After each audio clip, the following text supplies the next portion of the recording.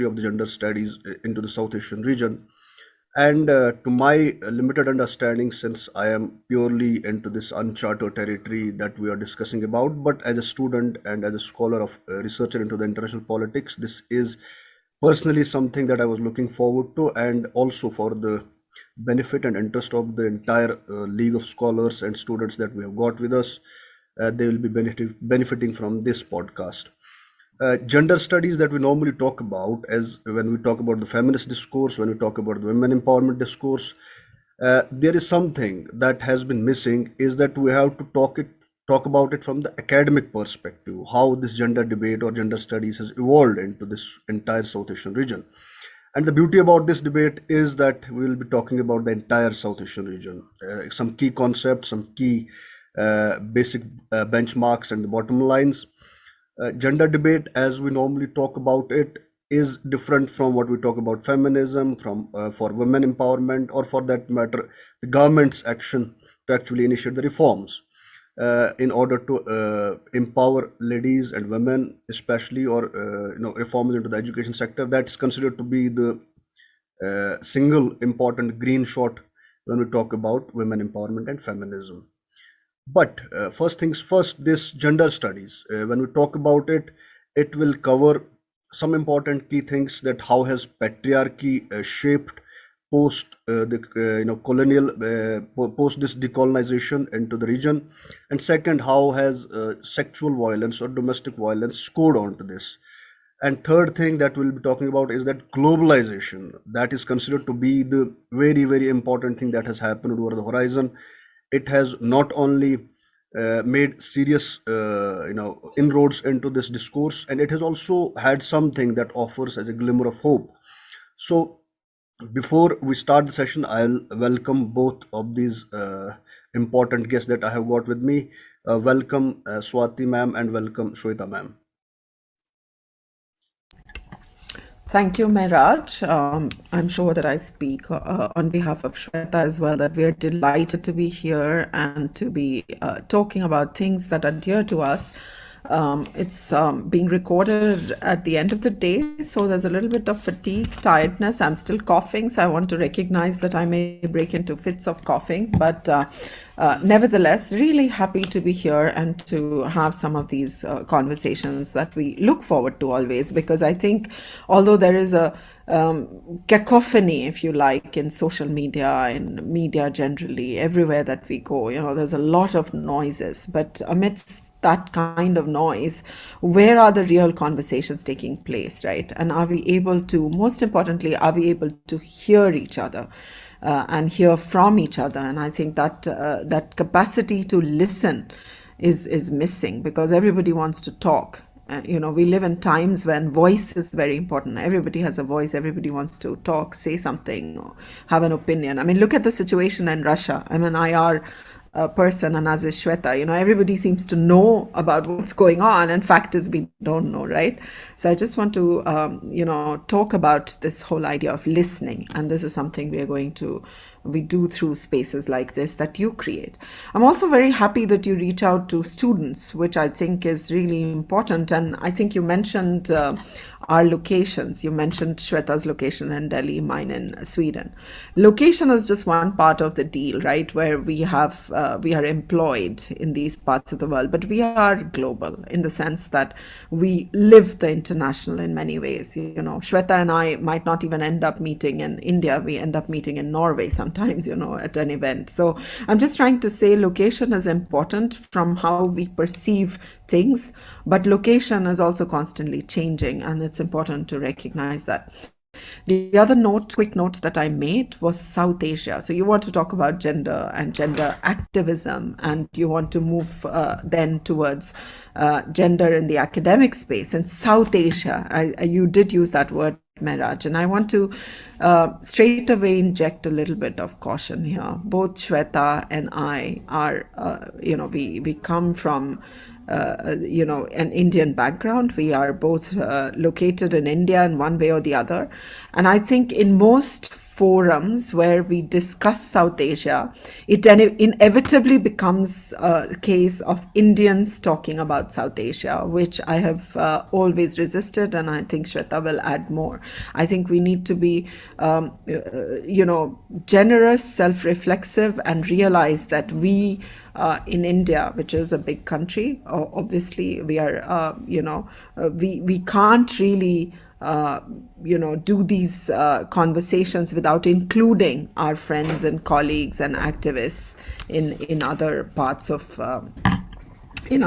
South Asia, right? So I just want to place that on record. We love South Asia, but Indians are often not the best representatives of that. So with this beginning, I think that this conversation, from what I learned from you, we want to move on to two things, right? One is that we want to acknowledge first that there is a big transnational feminist network in the region, which means that across borders, feminists have consistently raised their voices against so many issues that are important, right? Different aspects of patriarchy, whether it is laws related to property, voting rights, how minorities are treated, how with domestic violence, sexual violence. So there are a number of issues on which feminists have been at the forefront raising their voices. And if you trace back, because you talked about post-colonial history, if you trace back, then you will see that most of this activism it crosses borders. It's not like you can just talk about sexual violence, for example, during the partition by talking about it as India or Pakistan or Bangladesh, right? You will have to talk about in the regional continuum. So it's important that we recognize this deep, rich, and very moving histories of gender activism in the region. And I think what we want to do today is talk about how that translates into academia, how we have learned from our activist sisters, and how we have taken some of those conversations that has happened out there in different aspects of life, and what we are learning in academia, how we are integrating those feminist knowledges into academic life, into our scholarship, into how we engage with ideas, right? I hope that I got that right, and perhaps I'll just hand over to Shweta at this point of time. Thank you, Swati, and thank you, Mehraj, once again. I really, really appreciate your effort in terms of reaching out to young people and facilitating this conversation. And as I was just listening to Swati, and I think she raised a very important point about listening and the voice, and I think there's also the whole thing about not just listening what you hear, but also what you see. So, anyways, on that note, where do I begin? And I think, where do I begin this conversation? I'll go back to the point on location. I think, to my mind, the point on location is extremely important, very contingent, very fluid. That's something not static. So, how do I look at, for instance, feminist IR in South Asia? I'm not going to be talking about gender studies. I think I would locate myself in the context of feminist IR in South Asia. So, if I was to teach a feminist IR course in Delhi University, because that's where I come from, I taught there for nearly a decade at Lady Shri Ram College. Very feminist space. In a classroom, let's say, of 30 people, the response that I would get to a feminist IR course or just a feminist politics course would be so different. Change my location at the South Asian University. The location is different, the space is different. How is that different? And I want to talk about the composition of the classroom to some extent. So, South Asian University, while it's located in New Delhi, is not something which is an Indian university. It is a project which is mandated by the South Asian Association for Regional Cooperation, SARC. So it draws on students from all over South Asia. And when I say it draws on students from all over South Asia, in a class, we would have students from Afghanistan, we would have students from Nepal, Bhutan, Sri Lanka, Pakistan. And it's very different how each one of them would look at the category of gender. And I think that's where I want to get in. So the first point is when you're talking about the idea of gender or feminist IR in South Asia, The point on location is very important in terms of its epistemic value. The minute you start to talk about location, I think, why is this location important? Why is my classroom space, which is so heterogeneous, what is it talking about when I'm trying to have this conversation on gender? I think the second related point to my mind is the whole idea of experience, the need for politicization of experience, which is gendered. So, what is it that is so different, let's say, about a Pashto woman or a Hazara woman or a Pandit woman in Kashmir or a Muslim woman in Kashmir or a Sinhalese woman in, in Sri Lanka or a Tamil woman in Sri Lanka? So, I think what I'm trying to say is that when you start to think about feminist IR, or when you start to think about, let's say, a related idea on gender studies in South Asia, particularly in South Asia, you need to talk about politicization of experience. You need to foreground the idea of difference. Gender is not a homogeneous category. I think you need to understand and underline that this difference, this idea of difference, brings to you or highlights for you, I would say, a very unique or a kind of resistance to what comes from the global north. So, when you're talking about feminist IR in South Asia, for instance, you need to talk about both dialogue and dissidence that has marked feminist activism. And I would say feminist scholars work in in global South or in South Asia. Now, why am I talking about this idea of difference or dialogue?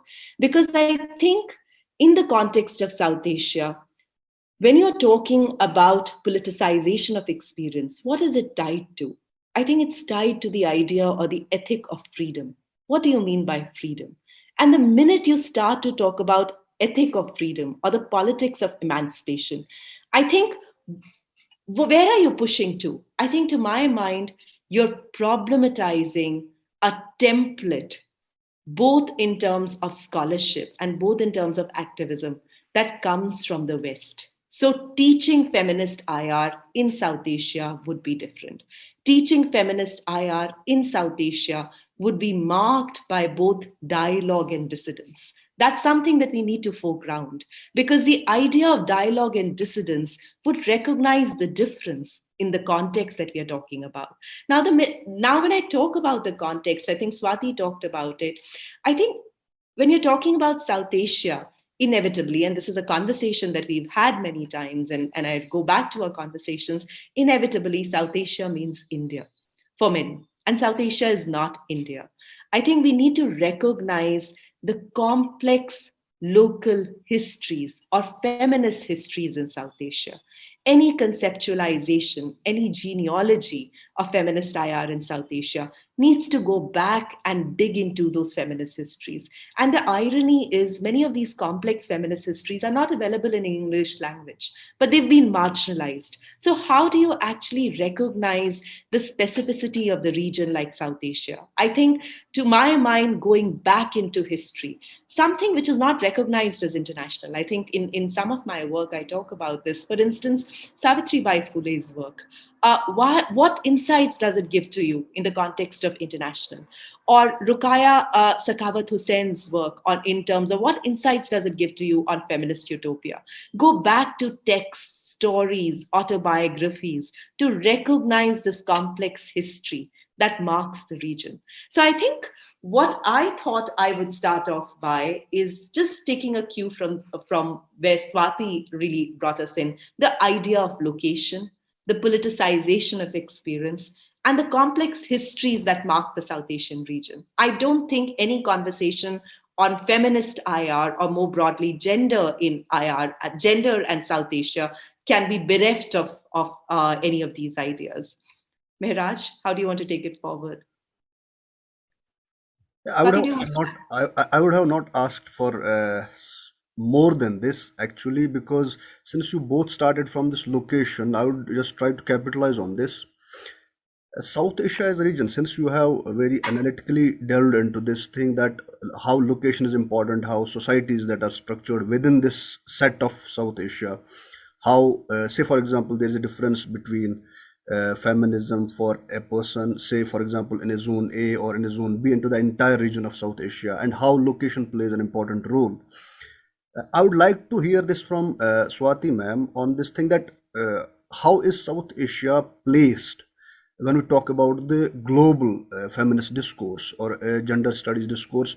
How is South Asia performing? How will it score, or how is it placed structurally into the entire global scheme of things? If she can just take it from here.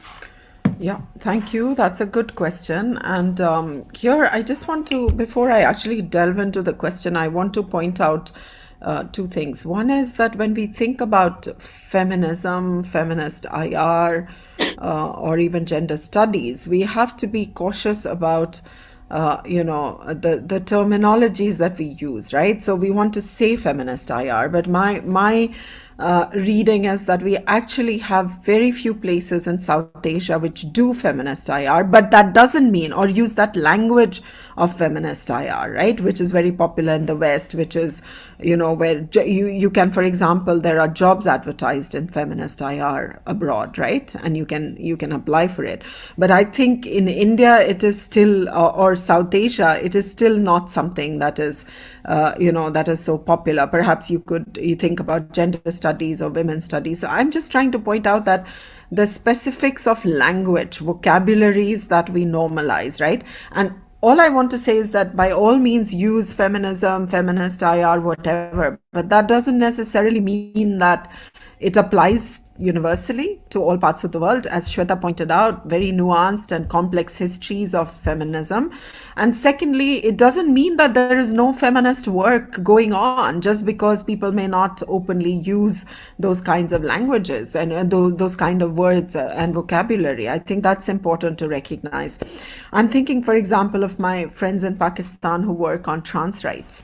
And they have to be really careful, especially when their issues get co-opted into the India-Pakistan peace project, right? So they are often like, okay, we do gender activism and gender scholarship, but how are we situated vis-a-vis? So sometimes you have to adopt many different pathways, right, to do feminist politics in areas where, in regions of the world where the language, it can be a problem, right? Let's face it. I mean, it's a fact. Everyone is not comfortable with feminism. Shweta and I may be, and Mehraj, you may be, but we acknowledge that it's not. It unsettles. It makes people uncomfortable. So that's also a part of the conversation. That's one thing. Secondly, we keep talking about women and girls, and that's fine, because that is feminism is about women's empowerment, and particularly in our region, in the South Asian region that we're talking about, it's important. But we have to also focus on men and masculinities, right? And that has been the big shift worldwide. I think there are a lot of scholars studying, the gendered order in which men also perform a certain gender. It is performative. What does that performance of masculinity do? After all, you can't study the Russian war by just talking about the impact of war on women. You'll have to talk about what discourses of masculinities are doing there, right? So I think masculinities and men are also part of the gender discourse and gender debate and gender discussions and gender scholarship. So finally, to the point about, where are we situated globally? First of all, I want to pay my tribute and my deep respect for many, many South Asian feminists who are scattered all over the world, who do this kind of labor to educate us, who have also inspired me and also Shweta, and I'm sure you will talk about it. Many, many feminists are based abroad whose work is absolutely critical. So that's one thing. So, it's not local. It's not just South Asia as in South Asia. South Asian feminists are everywhere. South Asian feminists are also in South Asia, and their work is, phenomenal. And I didn't want to start with it because that's an assumption. That's a given, that we draw a lot from the work that they have done and how they have inspired global feminism. I have a concrete example here. I teach feminist IR to my students, right? Or gender and IR, if you like. And the textbook that I give them to read is Nivedita Menon's Seeing Like a Feminist. It's one of my favorite books. It's not as if I agree with every single thing in that book, but I think it's such a phenomenal book, and that's the book I want my students located in Sweden or Australia, where I have taught previously, or Ireland. I make them read it. So what we have to do is take this rich work that is available in the region and challenge the normative white, in some sense, white Western work on feminism that has become very popular.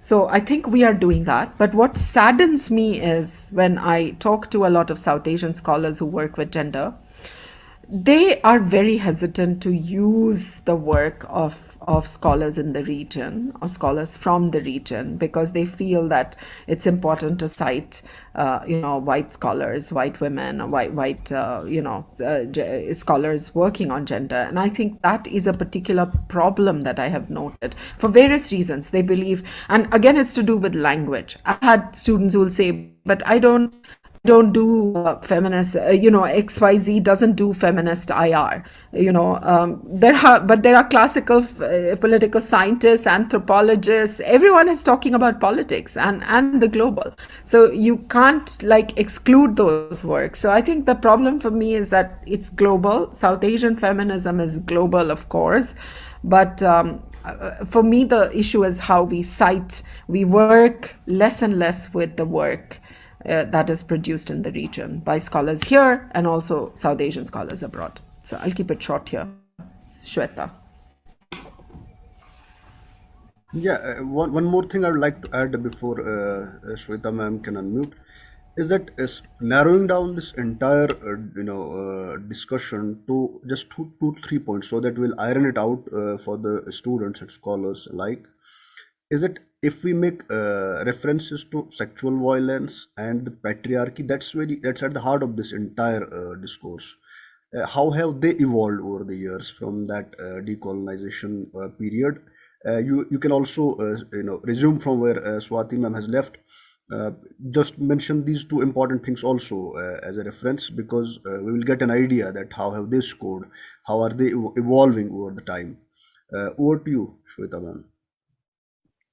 Thank you, Mehraj. And I'm just going to take on from what Swati just talked about. And the only thing that I want to add to this whole idea of global is who classifies what is global. I think there's this whole thing about representation and representability, and the politics of representation and representability. What is global? What is this? Because I think there's a tendency in the West to look at everything that doesn't speak the language, as Swati very rightly pointed out, a feminist IR, to relegate it to the margins and say, oh, this is women writing on A issue and B issue, but this is not global, this is local. But how do you identify that? So, for instance, a Dalit woman's struggle in India, is that not a part of global IR? Why is it that it is not part of global IR? Or, for instance, if you're talking about, let's say you're talking about the whole context of sexual violence, and let's go back to partition. When women's bodies become sites for competing violence, how do you look at women's bodies? What insights do women's bodies give to you in the context of the global that you're talking about? Or what constitutes this war which is waged on the woman's body? So what I'm trying to really say is, when you're talking about sexual violence, you need to bring back the body as a site of violence. And when you're talking about the body as a site of violence, or if I can say competing violence, I think you need to go and think about how does the body becomes the embodiment of many of the isms that you talk about. For instance, nationalism, communalism, fundamentalism. So, and how does this intersect? For instance, the whole idea of patriarchy and the isms that we are talking about, fundamentalism, nationalism, how does it become into the politics of protection and control? And what insights does it give us about the international? So I think I'll keep going back to that point on politicization of experience. So, for instance, why just talk about the partition in the context of India and Pakistan? think about the whole context of the liberation war in Bangladesh. And I think Swati was talking about the work of the body of work in the context of the South Asian feminists. And I want to acknowledge here the amount of work, the phenomenal work that has been done by Bina de Coste, Amina Mohsin, scholars from Bangladesh, writing, for instance, Meghna Guha Thakarte, who've been talking about this whole context of the politics, for instance, of the liberation war, 1971, and the whole context of sexual violence. So, would, for instance, the Birangana be a legitimate actor in the context of feminist IR when you're talking about global? If not, why? Who's relegating the big Birangana? So I think the important point is when you're thinking about sexual violence in South Asia, go back to histories. Again, as I said, complex histories. Go back to the politics of body and the whole context of the intersections of patriarchy and the isms that we are talking about. And obviously, you cannot talk about it without, and I have to acknowledge Swati's work on it, in the context of post-colonial anxieties and the excessive of militarization and how it plays out in the context of sexual violence against women in South Asia.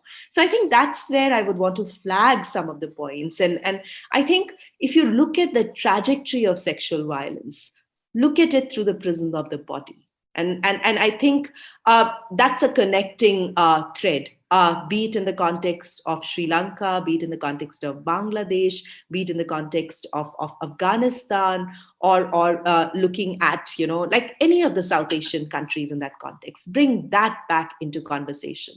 Swati or Mehraj, do you want to come in? Yeah, Swati ma'am can just pick this up from here. But one more thing is that it won't be possible for us to cover the entire things. But one thing that's important, that needs an important mention, is that about the Hazara community into this belt of Pakistan, Afghanistan. They are the most brutalized community. When we talk about the women, I mean, Adrian Levy, I guess, if I rightly remember, that the book is about our bodies and their battlefields. It covers the entire area of the conflict zone that across the world into different regions, and it just produces some of the horrible, examples of how brutal things can get for women, and how things can just erupt, and how inevitably it gets and converted into something big, an anxiety, a loss of body, loss of everything. It crashes upon a person. So, Swati ma'am, can you particularly and specifically just mention about this Hazara community and also pick up from where Shweta ma'am has left? I think Shweta will be in a better situation to answer that, but I just want to quickly touch upon two things. One is that these conversations should also mean that we should broaden our horizons about work that we are reading. As I said, that I find it frustrating that we don't cite very good work coming from the region, and we almost always legitimize white scholarship. I have a problem with that up front. I'm not saying that, Western white scholars don't, do a good job of understanding the region or India, but I think we have also a lot of scholarship from the region. So in that context, I've already mentioned Seeing Like a Feminist, Nivedita Menon, but I also wanted to draw attention to Cascades of Violence, right? And this is a book by Bina DeCosta and John Braithwaite. They have done extensive field work in the region. And what they argue is how one type of violence in South Asia leads to another. So you can have communal violence, and then how that escalates into state violence, and how that leads to war, And so there are multiple ways in which violence cascades. And I think that's an important point to be made. Just the two themes on which you wanted to center this, Mehraj. Apologies. The issue of patriarchy. And I want to center discussion back to that. Patriarchies, by the way, it's good to use it in plural. And I think a lot of feminists point that out, that it is not one patriarchy, but many patriarchies. The region, of course, with post-colonialism, we argue that states became independent. But the idea is that colonial structures and colonial violence and colonial forms of violence and colonial exclusions, they continue. So what a lot of scholars would argue is that that one set of elites, indigenous elites, replaced, the foreign elites, and so we had a new system. But did we really transform things, right? And that's where patriarchies comes into the picture, because we are new nation states in the region. We are societies that are still evolving. We are coming to terms with our history, and histories in plural. And there is a lot of patriarchy within that. We have, for example, the state as the patriarch. Let's not delude ourselves that the state is all benevolent and benign in the region. We have instances, and I write about, that we have hyper visibilized sexual violence in conflict areas, saying that, Kashmir or northeast of India, or perhaps in the conflict in Sri Lanka, or in the Maoist conflict in Nepal, or in Pakistan Afghanistan border. But fact is, even where peace, so-called peace, prevails, urban sites, urban cities, which are not war zones in the region across, there is a lot of sexual violence. And I think that tells us that we have a long way to go before we address that. So it can't be just exclusive to the study of conflict and war in the region. With the Hazara community, of course, that is, I teach in Sweden, and we have a lot of Hazara refugees, and I want to acknowledge that particularly persecuted, and they have a history of what minorities go through, and how they are treated. But I'll leave this answer particularly to Shweta, who is definitely much more informed than I am. Thank you.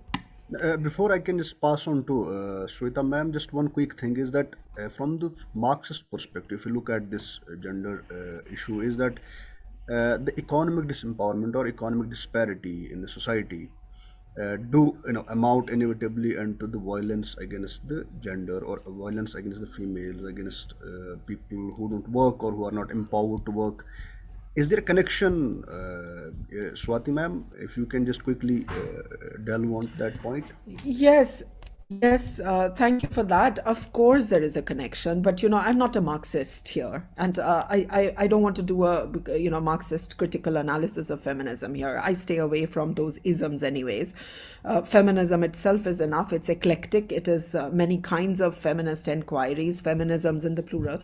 So, of course, there is economic empowerment, but I want to emphasize that this is a culturally diverse region. We have multiple religions here, so reducing everything to economics really makes it very problematic, because even where people, women and men, are economically secure, we still have a lot of violence. It's not just the story of poverty, and I think that's also kind of fetishization of some kind of a inequality, economic inequality, which says, okay, there's conflict here, there are poor people, and so there's violence. I think it's pervasive, and the C word for me is cultural, culturally sanctioned. And I think the answers of ending violence also lie in culture, by the way. Culture in a broad way, religion, traditions, there's so many things that goes into culture. It's a fluid term, it's eclectic.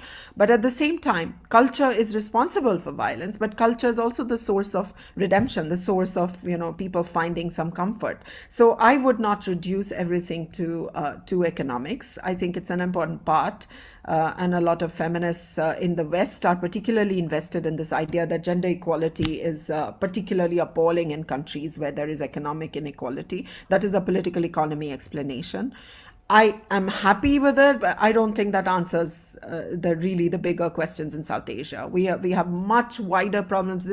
This region is a microcosm of the world's diversities, really. I mean, religion, that's one thing that Western feminists are very afraid of. They don't want to address it. When you tell me, I want to ask people and students who will watch this, don't you think that religion is so important here, whichever way we understand it, right? Or culture, or traditions. Can we just put them aside and say everything is, economics or whatever? So I think we need to be a little careful here. Yeah. Yeah, Shweta ma'am, you can just unmute. Thanks, Swati. I think I want to go back to the point on religion and pick on that, and I'll keep coming back to it. And I think I agree with her that, if you're talking about feminism, or if you're talking about gender and IR in South Asia, you cannot put religion on the margins. There's this whole debate in the context of, and this is in fact an ongoing conversation between what can be classified as first generation feminists and second generation feminists. How do we actually engage with religion? And I think you need to bring back religion into conversations. And I can just share very briefly about some of my own fieldwork experiences, for instance, in Kashmir, and a few years back in Afghanistan. And one of the questions that I would usually ask young women were, what are the three identities that matter to you? And most in most instances, the three identities that would come to me, for instance, in the case of Kashmir, it would come, I'm a Muslim, I'm a Kashmiri, and I'm a woman. In the case of Afghanistan, again, it would come in the context of, I'm a Muslim, I'm a Pashto, or I'm a Hazara, or I'm a Tajik, and I'm a woman. So I think what you need to understand is this intersecting, competing, complex identities that actually exemplify the South Asian region. So I think any conversation on the region need to recognize this point on identities, multiple identities. And I think that's why the intersectional, to my mind, the intersectional filter is such a significant filter for us to foreground. So not just for, so for instance, gender is not a homogeneous category. You need to understand how it intersects with caste, class, religion, and location in South Asia. So, and that's important, and I think this is a marked distinction. Swati very rightly pointed out that why are we afraid to talk about conversations on for instance, religion and IR in South Asia? Is this, interestingly, if you look at it, I mean, we don't recognize feminist IR, but if you look at religion's foray into IR, it took, I think it was in the year 2000, for the first time, the Millennium published a special issue which talked about religion in IR. So it used to be an untouchable, it really used to be an untouchable realm, because all said and done, we were interested in public, we were interested in secular spaces. So this whole dichotomy about, just going back to this dichotomy about public and private, how can you not talk about identities? So I think that's one part where I thought I'm going to foreground that, bring back the intersectional lens. In terms of the political economy approach, I think, yes, I'm kind of tired of this very problem solving, indicator oriented assessments of South Asia, and this indicator oriented assessments of South Asia in the context of gender equality, women's empowerment, poverty stricken, all that comes along with it. So, if you pick up any UN agency or any funding agency, there are these assessments, very complex assessments. And trust me, if you're looking for a dollar package, there are these experts, So for instance, a few years back, when I went to Nepal, I would look at the streets and how the streets were, and the challenges of both young, of young people. But what I would see in the middle of the road was this blue number plate cars, all UN vehicles, talking about these indicators and these assessments. So I'm also going back to the point, and since we are talking about this whole idea of political economy, what I want to go back is to this industry called the conflict industry. And I think somewhere, I don't think politics, gender politics, should get lost in this industry. And I think there I want to bring back, for instance, the whole question, for instance, of WPS, Women's Peace and Security Agenda, that comes from the global north, and the politics around women, peace and security agenda. So for instance, in the case of South Asia, there are only 3 countries which have a NAP. And ironically, Afghanistan has a NAP. But where is it? Where are the women when we are talking about it? What has been the responsibility, for instance, of the UN Security Council resolutions on minority and women's rights in Afghanistan? Very recently, there were 2 resolutions, resolution 2165 and UN Security Council resolution 2593. Interestingly, 2593 was passed with India during the tenure of India's presidency of the UN Security Council, and it talked about, accountability vis-a-vis Taliban, and it talked about how Taliban needs to deliver on minority rights and women's rights. But interestingly, In less than 2 months, it was overturned on the grounds of humanitarian exemption because so called great powers decided to abdicate their responsibility on women and gender. So I think just to simplify, and come back on track. I think if you're talking about the political economy approach, you also need to center questions of the nature of the liberal order that we are talking about. You need to center questions on imperial logics and politics of empire, and how do they play out in South Asia, or how do they continue to play out in South Asia. So that's one. The second point, since you talked about the Hazaras in the context of Afghanistan, I don't really work. Afghanistan is complex. I've not looked at this issue in detail, but what I want to flag is I think this goes back to our initial discussion on why ideas on men and masculinity are important. And I think when you're talking about men and masculinity, what is the notion of gendered man? And how does it play out? A very interesting read, which is not directly anything to do with IR or feminist literature, is The Kite Runner. And I would urge the students to pick up The Kite Runner. I think fiction and popular culture brings to you many insights in terms of what is really shaping the politics in the region. So pick it up and think about, for instance, the politics of honor. Think about the politics of shame, and how does it shape, for instance, the gendered man, in this case, the Hazara man in Afghanistan. And I think that's a conversation that we can't relegate to the margins. So that's where I think, Mehraj, I'll stop here. But just too many things, I think, in terms of ideas. Yeah, I have already told you both and the audience that will be watching this podcast is that because of the time limitation and because of the canvas of this entire discourse is so large and so big, it can't be anyways completed in a single go or in two debates or three. It will be a series. I'll be troubling you both again and inviting you both on next session. But one last thing for last round is that Swati ma'am, just delve on this thing that what is the global role of the globalization into this, because I see as an individual, I see kind of a glimmer of hope into this, that globalization has actually quadrupled this process of dealing with different things into this whole discourse of gender debate or gender studies for that matter, or issues of women for that matter at the bottom level. Kindly also make note of this thing, that how globalization has played its role into the post decolonization, and also how is it just evolving as a process and helping people at the end of the day, or helping the other gender at the end of the day.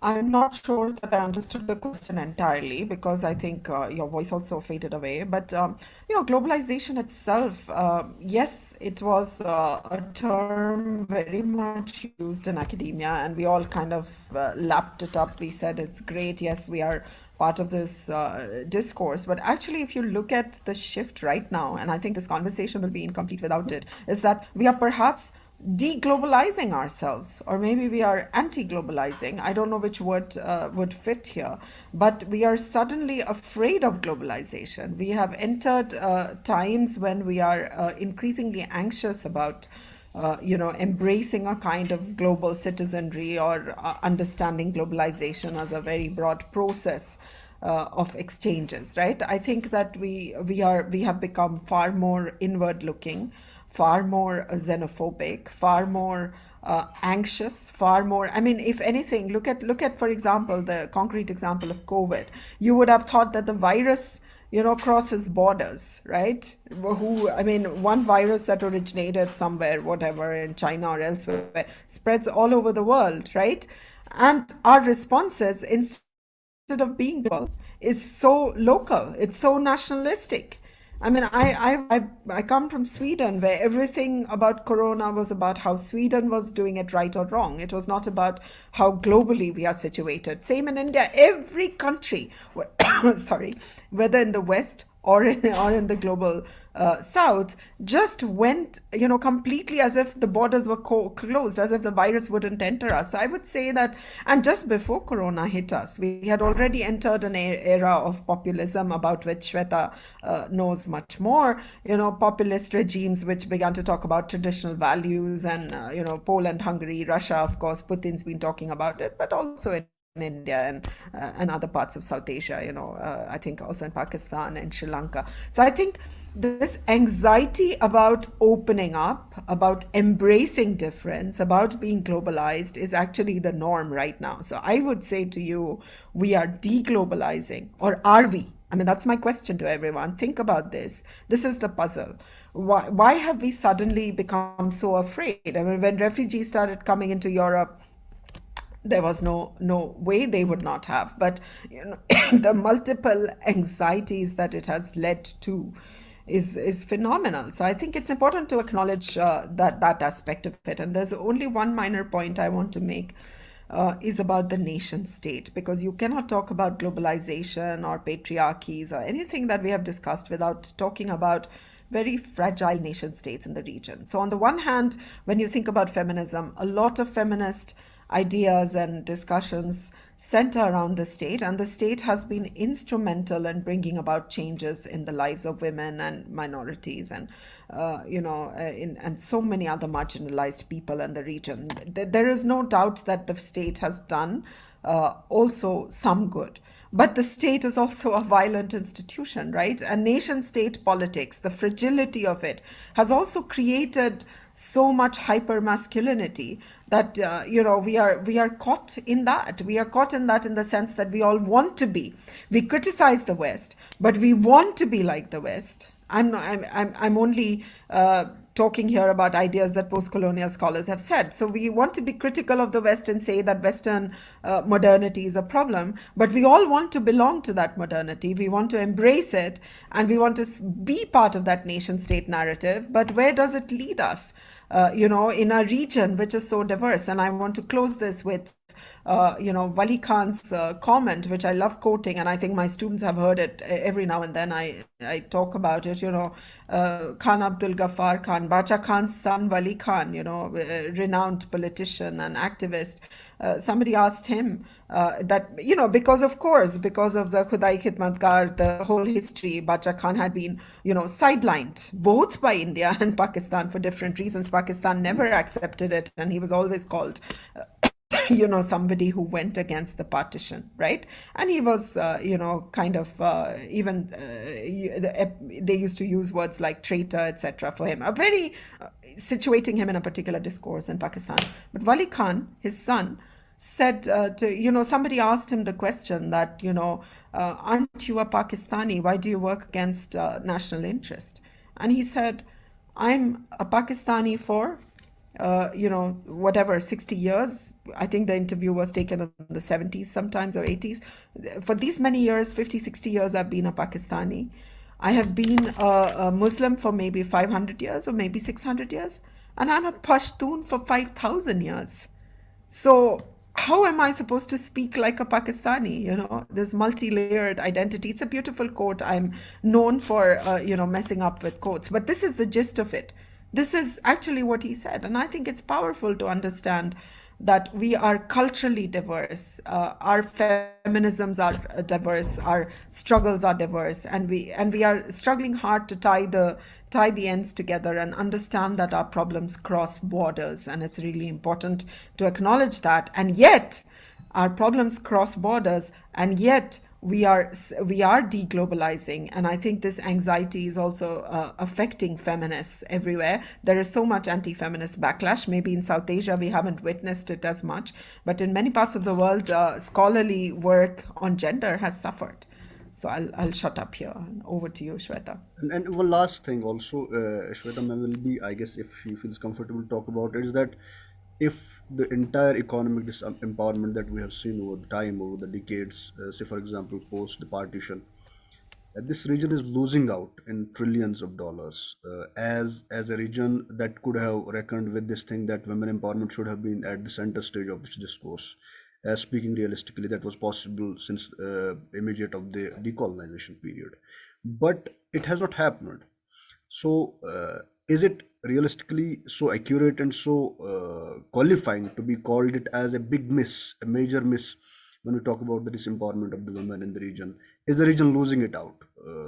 And is the region, is this thing that puts this entire region into the backyard of and into the ignorance and into that sort of spiral of disempowerment that couldn't be negotiated with into the future course of time?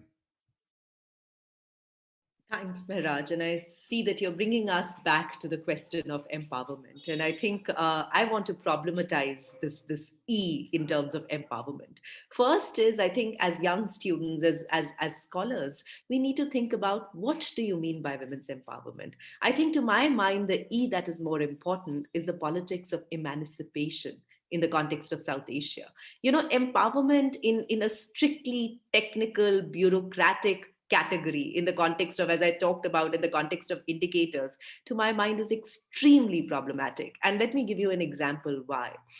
In the 1970s and 1980s, we were talking about this politics of empowerment. And in the 1990s, there was this what is called the normative turn in the context of Security Council.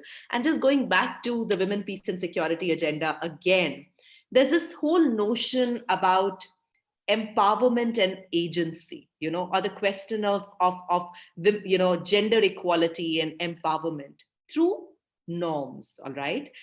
Through norms that are institutionalized both nationally, regionally, and internationally. Now, you need to ask, and this is something that I think as critical scholars, we need to ask, do normative frameworks itself guarantee this empowerment that we're talking about? What are the constraints in this debate? Go back, and I think I just want to take you back to what Swati was talking about a while ago, the C that she was talking about, culture. Now, this whole context of what are the, for instance, practices and at the local level which inhibit this question of gender equality, of gender empowerment. So, for instance, let's say, if I go back to Afghanistan, there was the Afghan Peace and Reintegration Program, 2010, and it guaranteed women, a seat on the peace table. Now, interestingly, and it guaranteed women peace on the table, but who were the women really sitting with? The women were really in between the ulama and the warlords. And one of the things that was said that if the women are traveling to the provinces, they should have a male accompaniment.